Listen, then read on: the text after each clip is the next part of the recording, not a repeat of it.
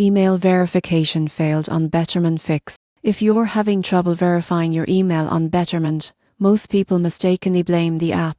The surprising truth is that the problem usually comes from email typos, spam filters, or outdated account details. The fix is simple if you follow these steps carefully. Step 1. Check every email folder, including spam, junk, and promotions. Betterment verification emails are often filtered automatically, especially by Gmail and Outlook. Step 2. Make sure the email in your Betterment account is correct. Even a tiny typo can block verification. If needed, update your email and request a new verification link. Step 3. Add no reply Betterment. Come to your contacts or save sender list. This helps ensure future verification emails reach your inbox. Step 4. Request a new verification email through the Betterment website or app. Avoid multiple requests at once, as this can temporarily pause the verification process. Once verified, enable two-factor authentication. This adds an extra layer of security and ensures all important notifications reach you.